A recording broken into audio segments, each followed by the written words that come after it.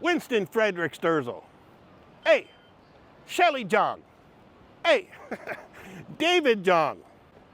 Hey, Winston's sidekick, AKA Little Spoon. Hey, Lane, the Brain Kendall. Or as the internet knows you, Ginger Snap. This is my review of the video posted to Steven Crowder's channel titled How China Broke America Without Firing a Shot. Before we get started, I don't want to assume why a grown man goes by Ginger Snap while cosplaying as an intellectual. But I do know this. When your nickname sounds like a rejected Harry Potter dessert and your actual claim to fame is being Stephen Blake Crowder's sidekick, you know, maybe ease up on the China brainwashing lectures. I mean, that's the same Stephen Blake Crowder who once played as a voice actor of a character named Alan the Brain Powers. What are the odds of Alan the Brain Powers later running into Lane the Brain Kendall, who would later become his sidekick? I mean, in your office, you guys must be like a creativity juggernaut, right? Here's a couple of quick clips of Stephen Blake Crowder voicing Alan the Brain Powers.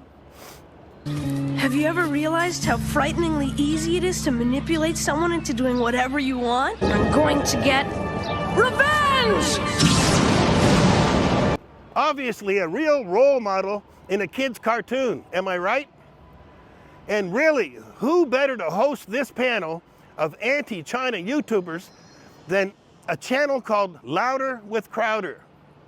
A show so packed with racist slurs and cyberbullying, even YouTube was like, hey, you know, maybe dial it back to like a 6.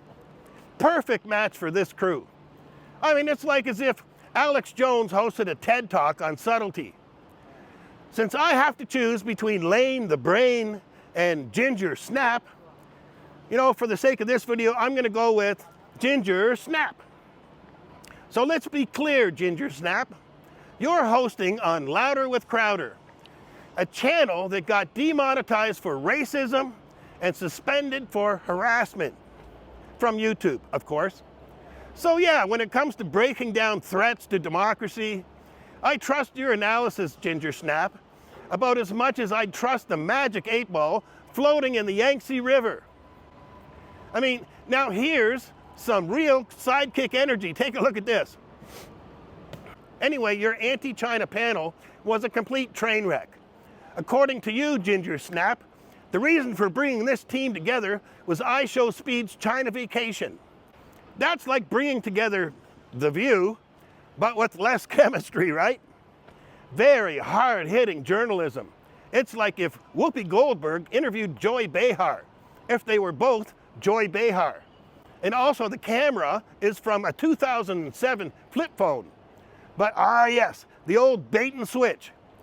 I know that we were talking about this a little bit before, especially with David, because he's kind of the expert on this, but what got me so interested in putting together this panel or roundtable was the iShowSpeed fiasco when he went to China a month or two ago. Mm-hmm. And all of a sudden, America's most popular streamer is in China, essentially parroting Chinese talking points. So it's like, okay, we have to get together the people that know what's going on here so they can disabuse the narratives that we're seeing a little better than I can, because you're the experts, and I'm here to learn a little bit for sure, and hopefully our audience will too. Before we get into that though, Ginger Snap, you promised a react video to iShowSpeed eating dumplings. Do we eat dumplings with But instead you gave us whatever this was. In the entire 100-minute video, you never did get back to iShowSpeed's topic. So let's break down the video. Stephen Blake Crowder's channel has 5,690,000 subscribers. Winston Frederick Sturzel's channel, 1,600,000 subscribers, right? David Jong's channel, 1,370,000 subscribers. Shelley Jong over there on China Uncensored, 2,090,000 subscribers, plus, you know, other channels, those other guys do too. But, you know, and Sturzel's sidekick with 1,020,000 subscribers. That's a total of 11,770,000 subscribers. No doubt you each thought this video was gonna like break the internet. Total views on the video 4 days later, 82,500. With 11,770,000 subscribers, that's actually worse than my numbers. You guys used iShowSpeed for clicks, then ignored his actual trip because it didn't fit your narrative. Classic fear-mongering 101. Let's learn a little more about your anti-China dream team panel. David Zhang. I've got some very explosive details from some of the rumors that came out this weekend. That checks out. David Zhang's channel summed up perfectly by David Zhang. Explosive details about rumors. Host of China Insider. Grew up in Zibo, China in Shandong province before immigrating to the West at the age of 11. With his mega viral content highlighting issues like China's dilapidated infrastructure. Dilapidated infrastructure, you say? I had the reverse of these two guys. I was born in China. I left when I was 11. Okay, that makes him a certified China expert, I guess. I'm gonna sound like a Chinese person right now, like a Chinese person. What did he just say? I'm gonna sound like a Chinese person right now, like a Chinese person, and I'll say that Americans and Westerners have simple brains. Oops. Should I have edited that out? Donald Trump, don't trust China. China's asshole. Yes, I was waiting for it. I was like, I guess that's not really racist when a Chinese guy fakes a Chinese voice, but it is very cringe. How about Shelley Zhang? Are you two related? So I was born in China and left China when I was 4. Ding, ding, ding, ding. Another certified China expert. Oh, there's a new book out now called Apple in China. That is about how Apple essentially went into China and built China's entire high-tech They built the manufacturing. road, they built the infrastructure. Yeah. Way to jump on that ginger snap. Now we all know that China has Apple to blame for their dilapidated infrastructure. Continue, Shelley Zhang, China expert. And the interesting thing is in the introduction, they talk about how the author talks about how people in America think that Apple went to China and exploited Chinese workers. He's like, the truth is that Beijing let Apple into China to exploit Chinese workers. So, let me get this straight. People think Apple went to China to exploit Chinese workers, but I mean, that's not true, right? Thanks for clearing that up. I mean, it was actually Beijing who let Apple come to China to exploit Chinese workers. Right. The old Apple is the real victim theory because nothing says innocence like a $1 trillion company crying into its supply chain loopholes. The only thing exploited here is logic. We have interviewed people who have been raped in prisons as a form of torture, like men being raped by their prison guards. She does know that prison guards get to go home every night, right? I mean, maybe she doesn't. How about you, Winston Frederick Sturzel? How about if you introduce yourself next? So when you've got a narcissist and they're not getting the attention that they want, if you give them that attention, they will lap it up and they will lie and they will cheat and they will steal and they will do whatever they need to do in order to get that attention. Oh yeah, narcissism is 100% qualification for being a Chinese expert, right? Certified. Give us a little bit of that expert knowledge, Winston. It's very easy to put a bunch of Christmas lights on some shiny buildings and take night shots of it. But during the day, the pollution is there. You walk a few minutes out of the city center, you start to see the problems. You start to see the beggars on the road. You start to see infrastructure messes. I'm starting to pick up on a theme here, you guys. You all have described or agreed that China's infrastructure is dilapidated, right? I mean, I just want to give that a quick fact check here for a second. I mean, here, let's look at Chongqing East Railway Station.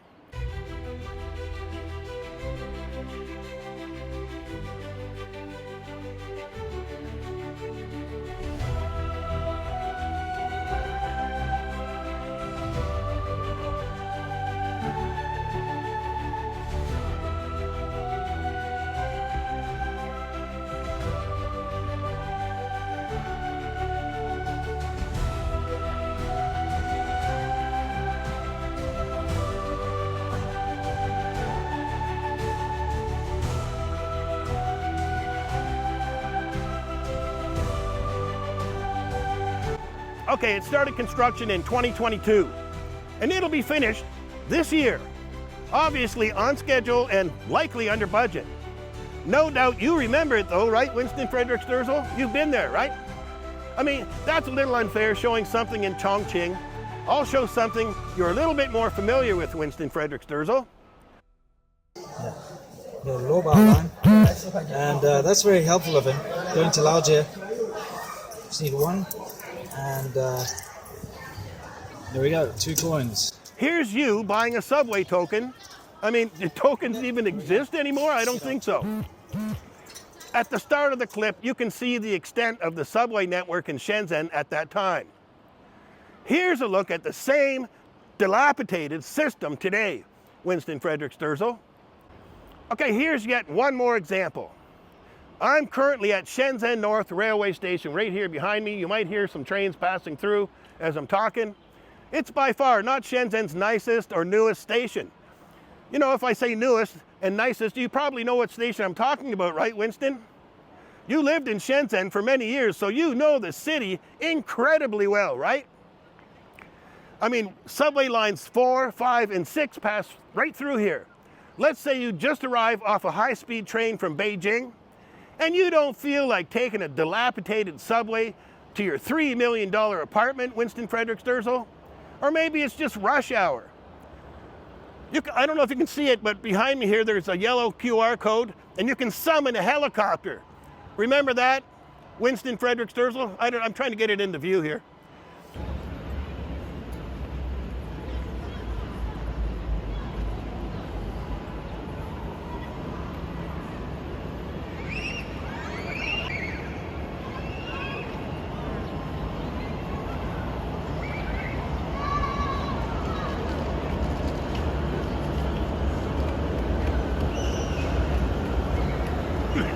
Dilapidated, right?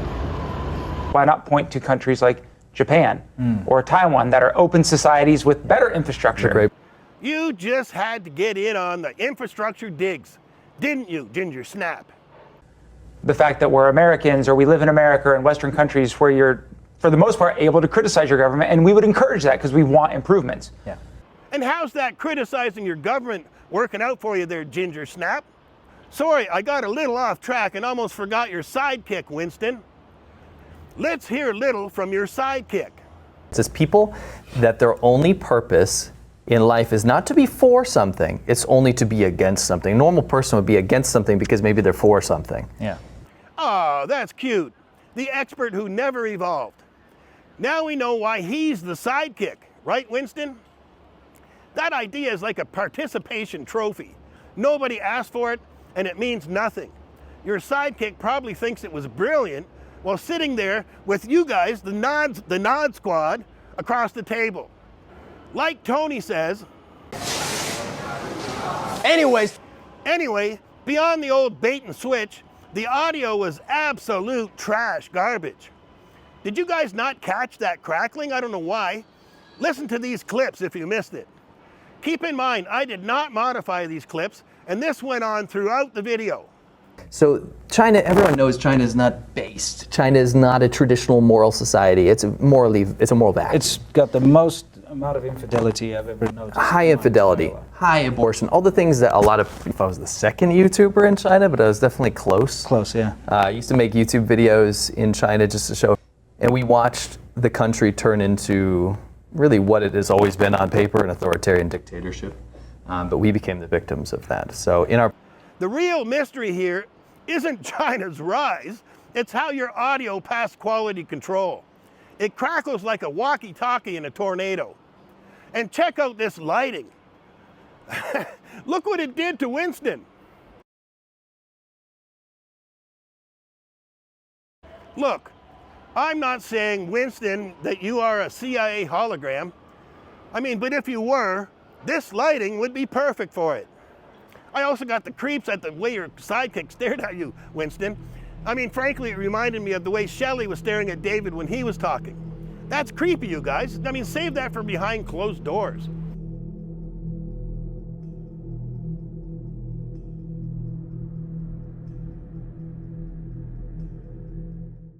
I did an experiment on my channel.